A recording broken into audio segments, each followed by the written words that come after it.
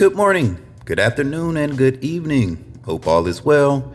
Welcome back whenever you have the chance to tune back in and wherever you are tuning in at. And if this is your first time here, then welcome in. Hope all is well with everyone. Today's entry in the Little Known and Unknown Black and African History series is a changemaker and pioneer in the world of battling for civil rights of African Americans from a legal perspective. A lawyer, teacher, and mentor who sparked a change that helped forever change our history as a whole.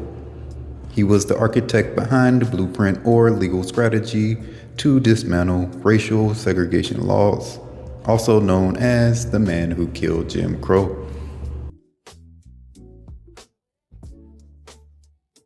Without education, there is no hope for our people, and without hope, our future is lost.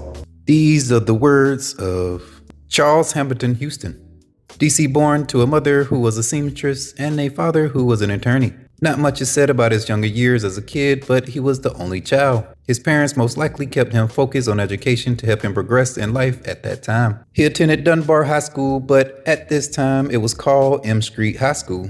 He graduated at the age of 16, then continued his education at Amherst College, in which he graduated valedictorian and was said to be the only African American student in his graduation class. This was coupled with him graduating magna cum laude and was even elected to Phi Beta Kappa. After graduating, he started his career as a teacher at Howard University. He taught there for a few years until wanting to serve his country in World War I. He enlisted in the Army where he served as first lieutenant, but unfortunately, this was also where he was faced with heavy racial discrimination. His experience there is what is said to have sparked the fire to combat the racial injustices happening around him. After serving his time in the military, he enrolled into Harvard School of Law, following in his father's footsteps. He of course made strides there as well. He became elected to the Harvard Law Review editorial board, thus becoming the first African American student to be elected. Later, he attained his bachelor's of law, graduating cum laude. Not stopping there, he continued to earn his doctorate in juridical science a year later.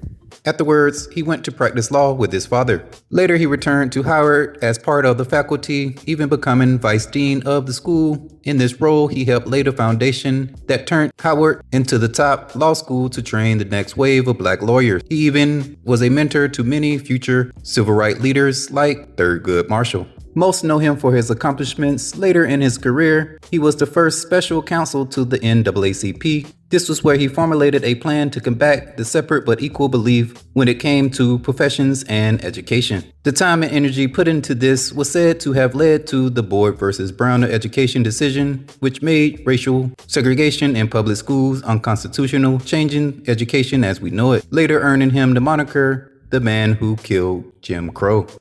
Alright, that ends my entry for today in Little Known and Unknown Black African History for Black History Month. Tune in again tomorrow for my latest in the series. Finally, as always, Black History Month is 24/7, 7 days a week, 365.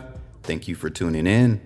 But one single month that can't hold the weight of the history we made, combined with the hands of fate. So we are expanding the vision, breaking